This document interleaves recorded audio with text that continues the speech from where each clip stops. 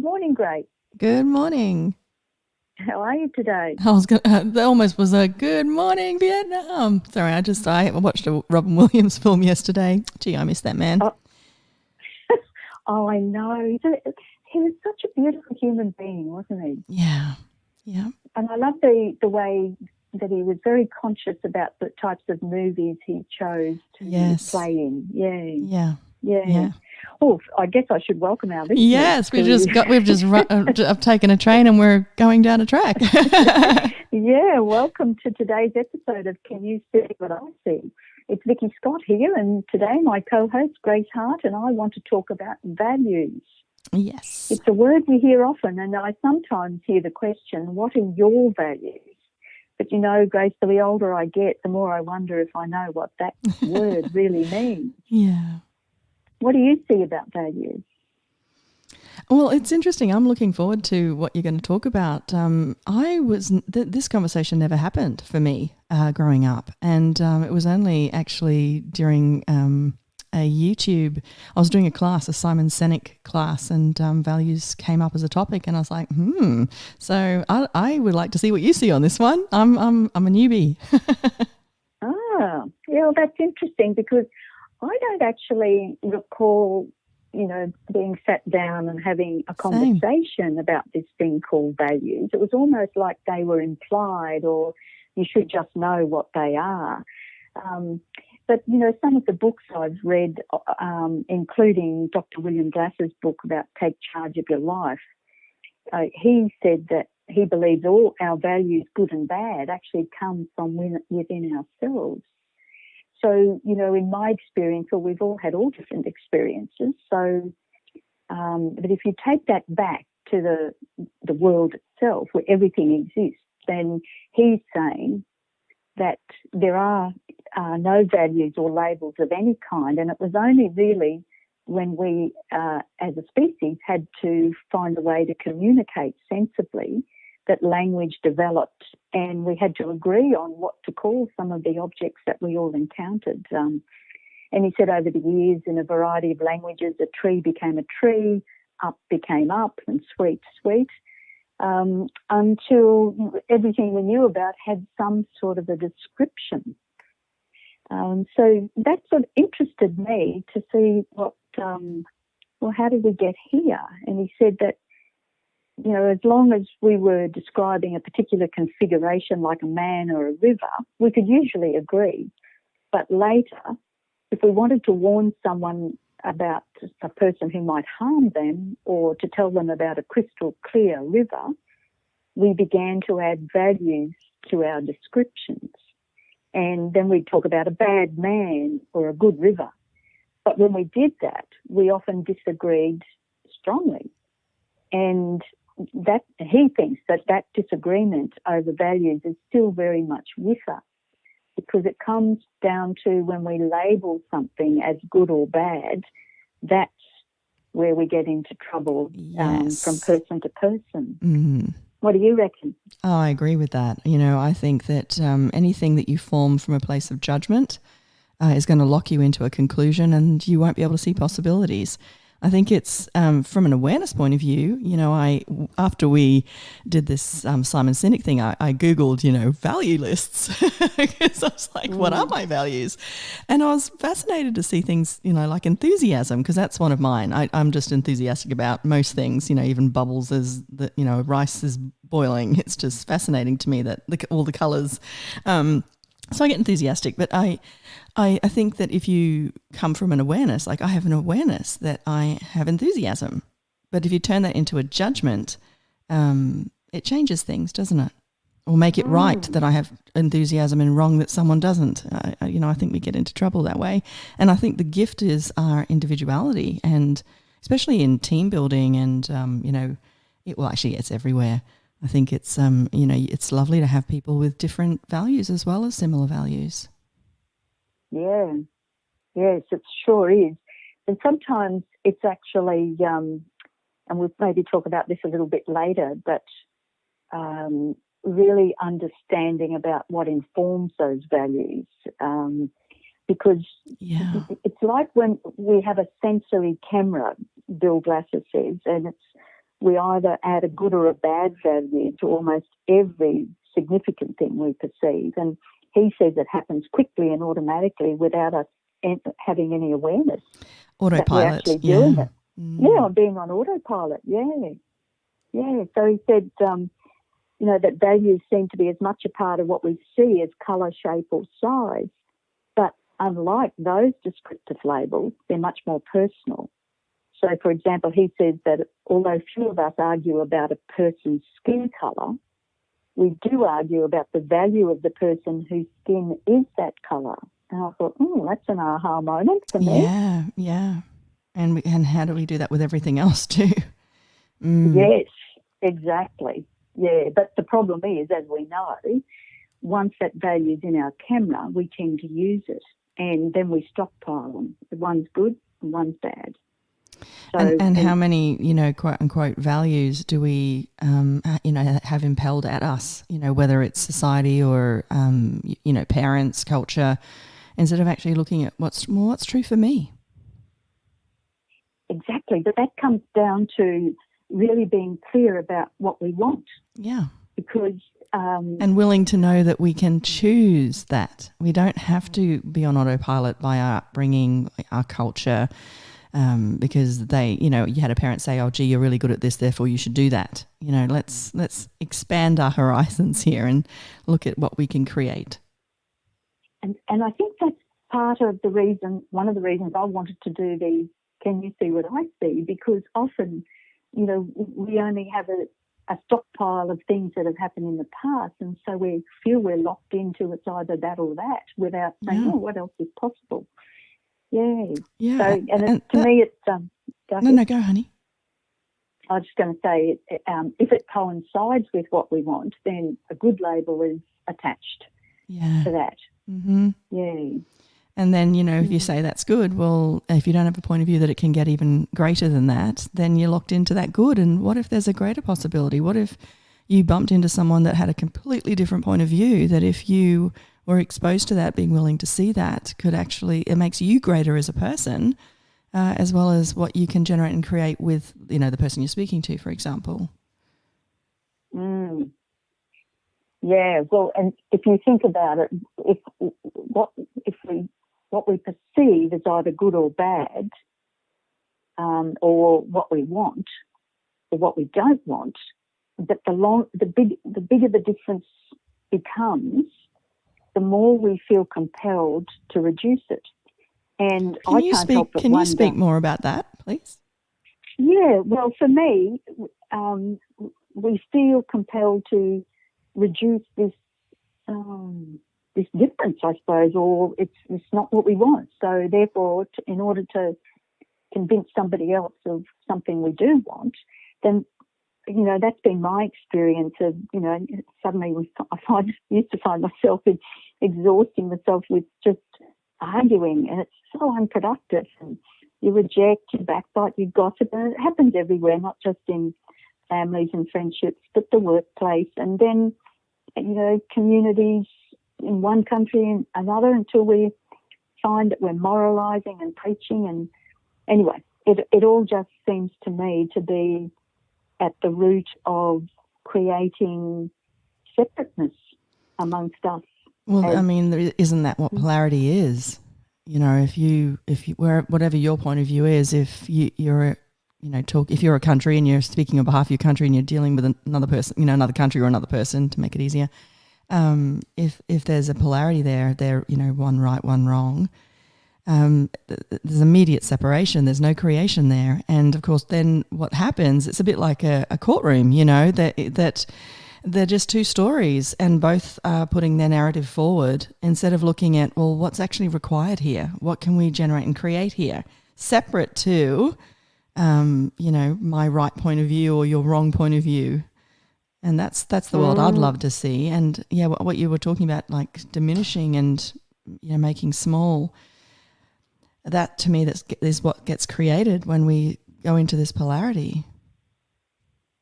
Oh, look, I couldn't agree more, and because we've labelled something as good, and I want to talk a little bit about some research that I interviewed Dr. Lynette Maguire once when I was doing community radio, and she had done a PhD on, how social media was impacting our younger generation. And I really, because I think to me this sort of showed up the differences and how the values have changed over time. And she, as part of her research, she looked at how did we get here and where are we heading. And she said, and she broke it down into 4 age groups. And I'll put her website on our podcast information so people can actually Google her work, because it's quite interesting. She says the traditionalists, who are anyone aged over 76 or over, I think it is, they worked hard, they put family first, they trusted the government, they believed in law and order, and they valued family and community above all other values. But what influenced them in their lifetime was World War II, the Korean War, the Great Depression, rise in corporations and the space age. And they lived through or were raised by parents that survived the Great Depression. So their core values, she maintained, is family and community, or we. And so if it's not good for the family or community, I'm not doing it. And then the next one is the baby boomers, those of us aged 57 to 75 around. Our major influences were the civil rights, the Vietnam War, the sexual revolution, the Cold War in Russia, space travel. We also have the highest divorce rate and second marriages in history. They were post-war babies who grew up to be the radicals of the 70s and the yuppies of the 80s.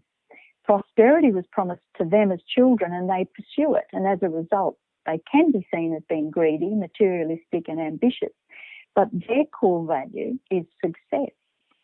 Now, I can relate to that because I've probably come from that, but my confusion came about from what does success actually look like, but that's a different subject. So then the next generation, she called Generation X, for those aged between 41 and 57. And we were the dinks, or they were the dinks, dual income families and single parents. They were the first generation of latchkey kids with activism and corporate downsizing. Mothers worked, but had the highest number of divorced parents. Their perceptions are shaped by growing up and having to take care of themselves early. And they're the first generation that will not do as well financially as their parents did. And their core value has become time. They want better quality time. And then the last one she talked about were the millennials. So for anyone under 40, and she says that they're the most entitled and educated generation to date. And their values include fun, tolerance, diversity and independence. And, you know, some of the things that have influenced them is digital media. They've had a child-focused world. There've been school shootings. There was AIDS. You know, they want to be the next great generation and to turn around all the wrong they see in the world. And they're the first generation of children with schedules, which is interesting. But their core value is individuality. So if it's not good for me, I'm not doing it. And what she said is that move away from the traditionalists who had the core value of we, which was the connection of family and community, that's created a disjointed and disconnected society which lacks empathy but rather focuses on the self. And that has brought our narcissistic traits to the fore. So, you know, talking about narcissism, I'll just say this, but I know you've got a lot of experience in that area too. Unfortunately. Yeah, well, but it's interesting. I think we all have narcissistic traits, but yes. What happens when they get out of balance? Anyway, she says that previous generations, we've actually contributed to that rise in narcissism. We can't just blame that generation because she said even just a simple study of baby names can show how narcissism is growing around the world. From the 90s, back in 1990s, from then on, everyone wanted their child to stand out as special. And that meant the creation of new names such as, literally, she says, unique, UNIQUE. There were 223 babies named Unique in California in the 90s. And then along with a deviation of spelling in those names. So some would spell it UNEEK, etc., etc. So, and if parents weren't making up new names, they were changing the spelling of popular names. So that shift in baby naming was a drive by parents to make their children stand out and not be like anyone else. What do you reckon about that? Yeah, well, I thoroughly agree. I have a different take on it in that because I've obviously got two kids in that generation, and what I've noticed is that they're not willing to let go of who they are. And for my kids, what I've noticed is they are aware that things aren't working as globally, and they're both privately passionate about the environment. Both of them, that's their thing more than anything else. And it's an interesting thing because they'll stand up for what they believe individually because they want a greater world externally. So they've got this concept of, if I stay true to me, I'm going to create greater for the planet. In other words, oxygen to yourself and then your children. So it's like oxygen to myself and then the planet, gets that help. Whereas if we're not looking after ourselves, then how can we actually generate and create for the planet? But where it gets wonky is if you've suffered trauma, it turns into, instead of it being just gas mask for myself, it turns into that narcissism where when you're in survival brain, it becomes all about you. So, it's about that bear coming at you. And so it is all about me in that moment. Like, how do I survive this bear? And if you've had ongoing trauma, you don't even pay attention to the trees in the forest or the other animals or the other people that might also be in line with, the bear. All you're caring about is surviving this attack that's coming at you. And so I think that's what's breeding that narcissism. It's just that there's so many people that are in survival brain that their focus is on themselves, not from a giving oxygen, in other words, empowering themselves, learning, healing. It becomes more a survival, just how to stay alive. And, it's one of the traits that abusers use, that distraction, that continual love bombing, and then you get the abuse and there's the up and down, and then you develop that hypervigilance where you're continually looking at the perpetrator. Are they in a bad mood today? Do I need to be careful today? How do I make them happy? How do I not make this happen? How can I prevent this? And so your world's gone just completely focused on just that person or that problem, but really it's all about your own survival. So, yeah. So, I mean, does that make sense, what I'm saying? Oh, well, absolutely. And you often talk about safety and security. I mean, they're pretty good values to have, to me. If safety is important to you, and so is security. Well, you can't heal. The research shows with trauma, unless you feel safe, secure and supported, you can't actually get into that healing process.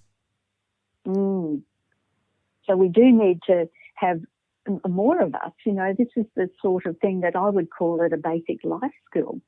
If we were to have that sort of a conversation ourselves and just ask, there's a lot of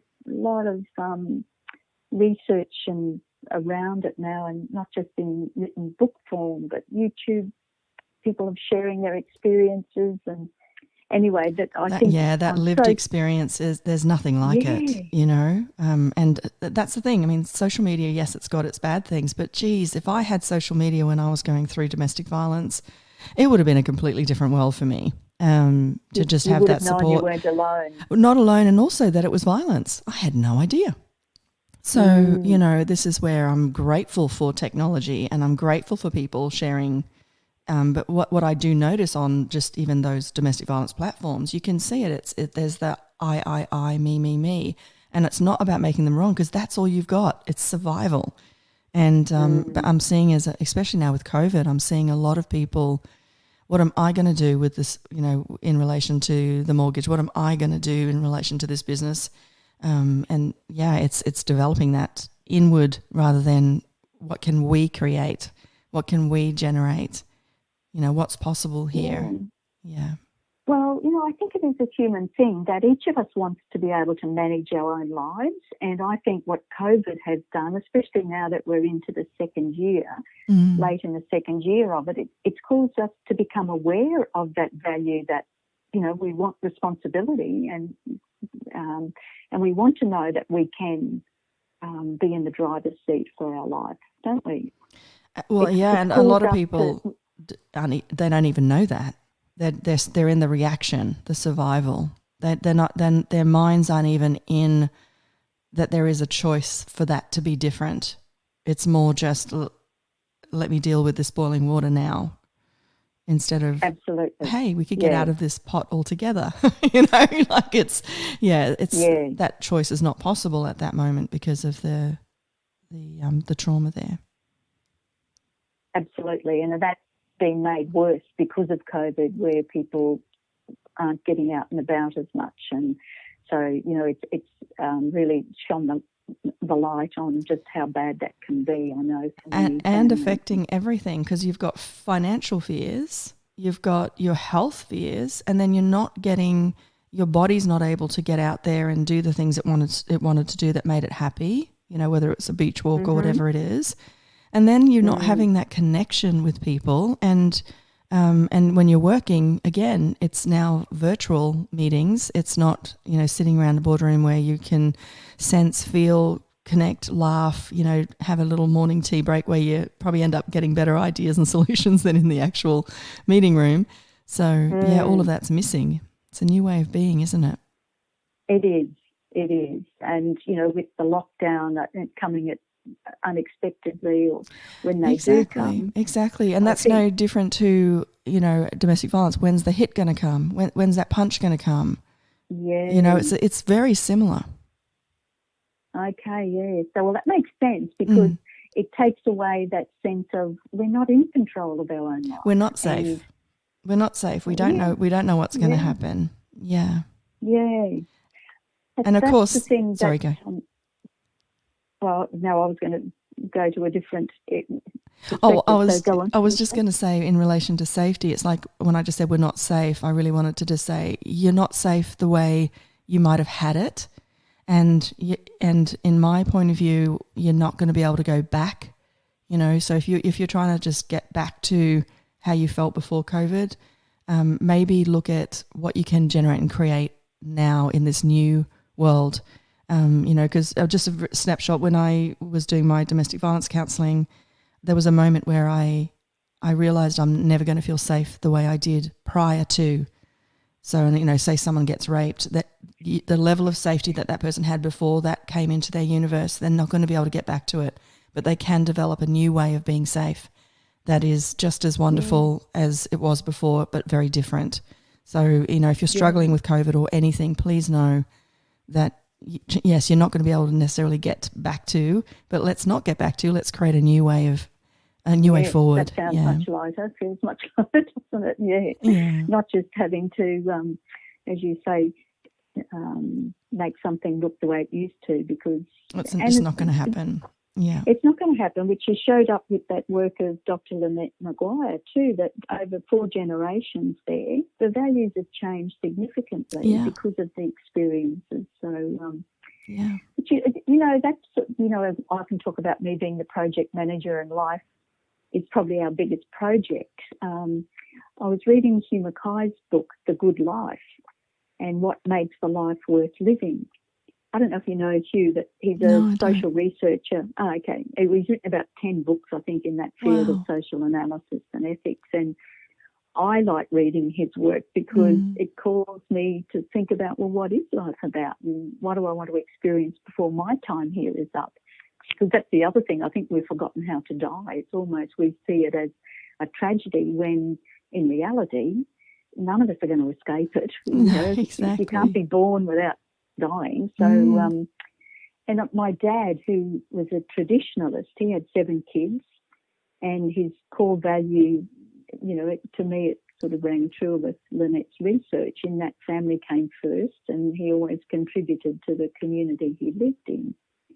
And just before he died, he'd been told that he only had a couple of months to live. And I was sitting with him one morning and I said, so what's it feel like knowing that your time is nearly up? And he just quietly responded with, I'm glad each of you kids are satisfied with what I tried to do. And I thought, oh, wow, is that what it comes down to, at the end of life? So I guess for me, it's exactly what we want to feel like, isn't it? That our time here has been worthwhile in that we know that we mattered.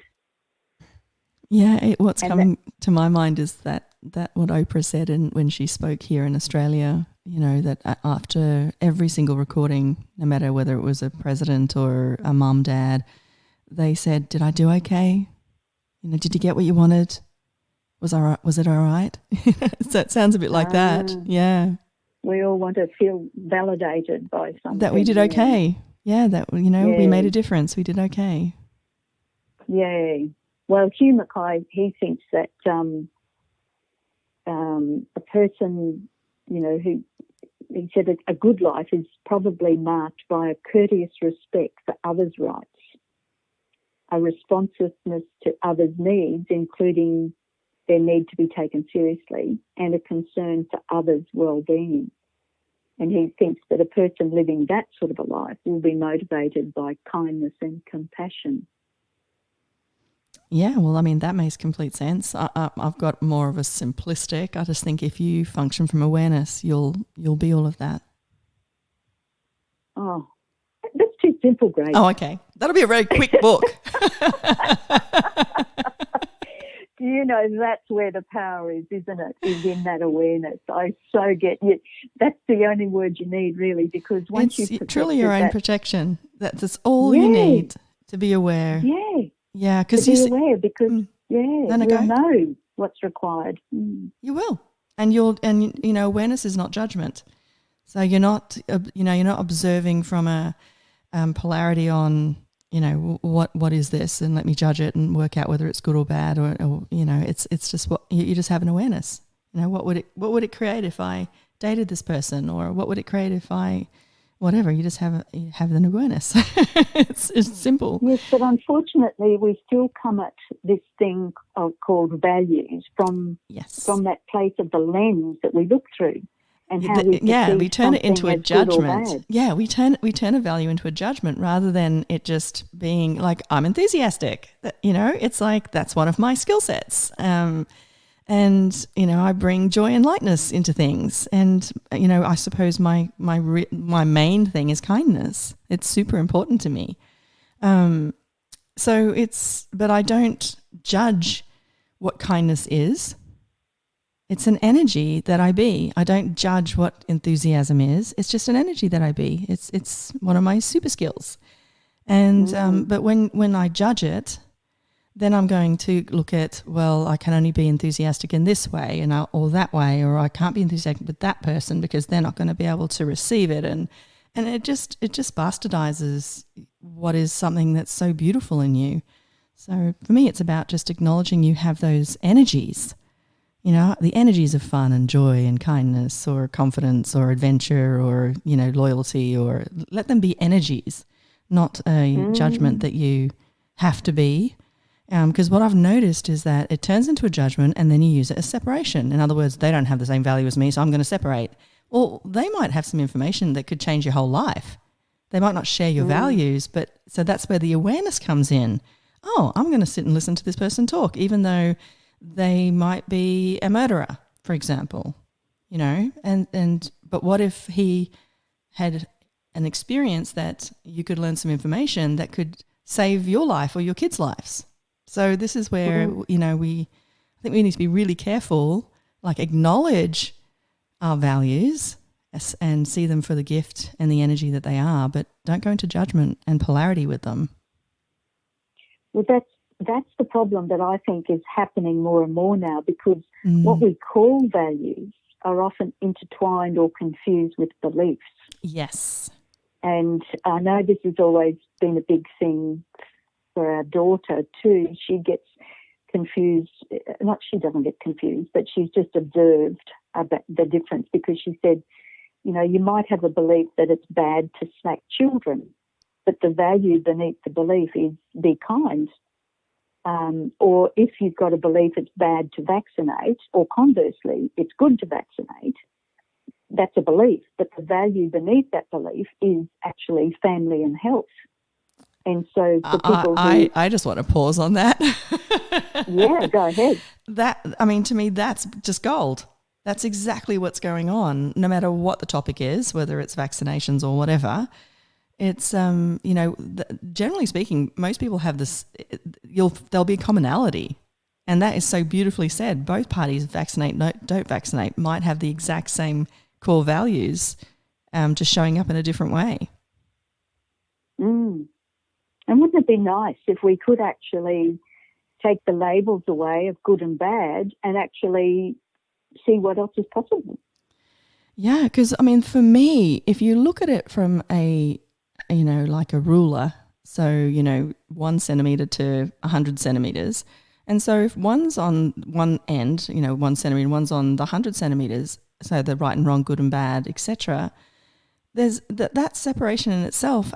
You can't go anywhere with that, because you're so glued to your point of view, and I think that it's about it, rather than about being black and white. Let's actually merge the molecules and create a kaleidoscope of possibilities, and being aware of what someone's choosing, and if it doesn't work for you, that's okay. It's not making anyone right or wrong.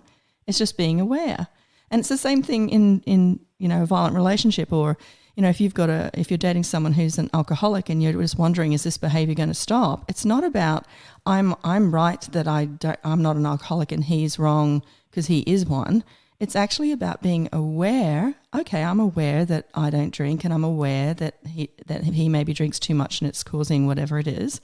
So from that awareness, let me be in that question on, is this actually going to change? And if it's not, then you can make choices. But what we do is we're so adamant with the right and the wrong, and we tell our story and how terrible that they're drinking, how terrible that this, and that doesn't create anything except for polarity and you sticking on your 1 centimetre, and they're doing the same on their 100 centimetres. And this is the problem I see globally. It doesn't matter if it's relationship or companies. We've got to start merging those molecules into possibilities instead of fighting for the rightness of our point of view. And, again, from my project manager's perspective, this has been an issue for me for a long time, because it seems like such a long time since I've actually heard any politician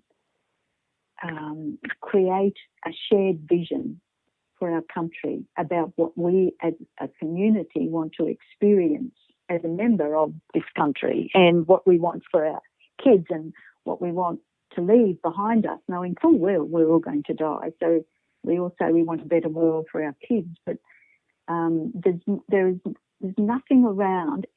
All the rhetoric is around jumping at shadows of what's happening now and reacting to that in a way that ensures people are re-elected. But what it's done is undermine our trust in government even more.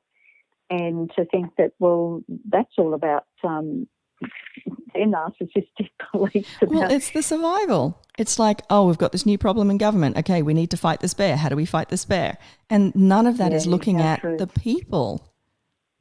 And, that there is that survival of, I want to survive, the party needs to survive, and, our individual jobs, we need to survive, instead of actually being courageous enough to go, okay, this new thing's happened, and it's scary, and I'm going to be raw and real and vulnerable, and let's look at the mass population and really get clear on what can we generate and create that's going to allow them to feel safe, secure, and supported.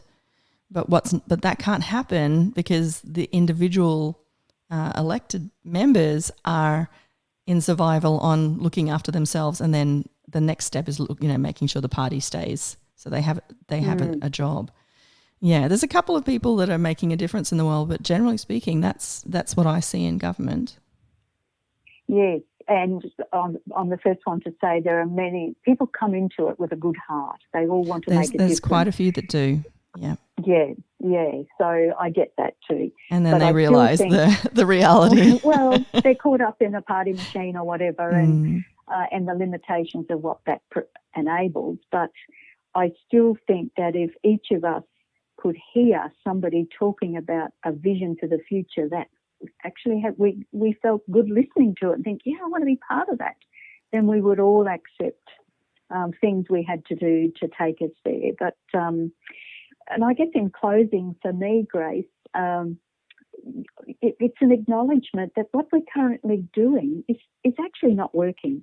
No. So, in my world, when I observe what's going on, globally, we've got many economies that are being underpinned by the health and wellbeing industry. We've never had the ability to connect to the global community as we currently do. However, anxiety, depression, suicide, domestic violence, diseases like cancer, relationship breakdowns, lack of trust in governments and authority, they've never been more prevalent. Yeah. So we actually have to stop and ask ourselves, what else is possible here? And maybe we should go back and be more intentional in deciding what our core values actually are, and just having an awareness around that for each value that we think we've got. Ask ourselves why we value it. Is there a belief underneath it?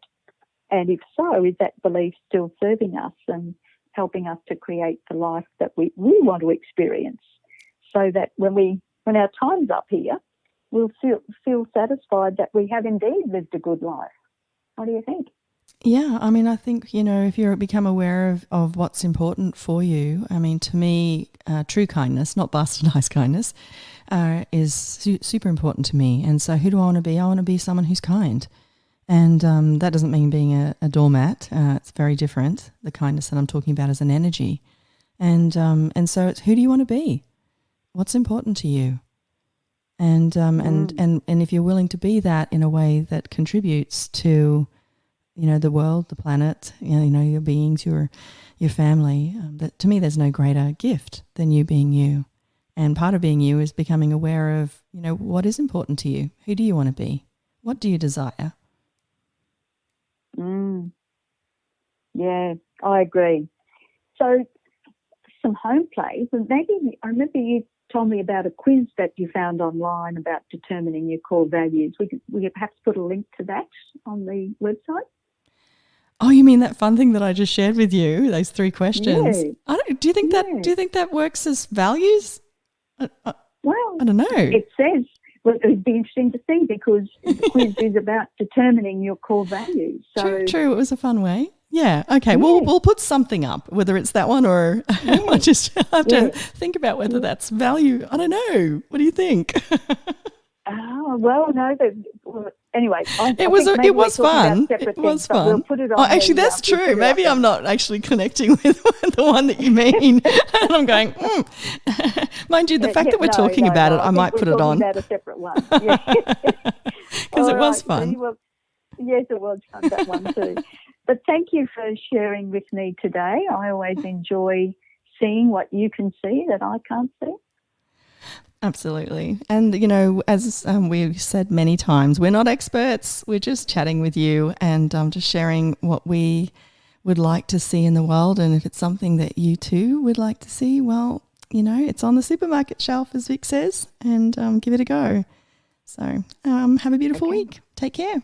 Bye. Okay. Bye for now.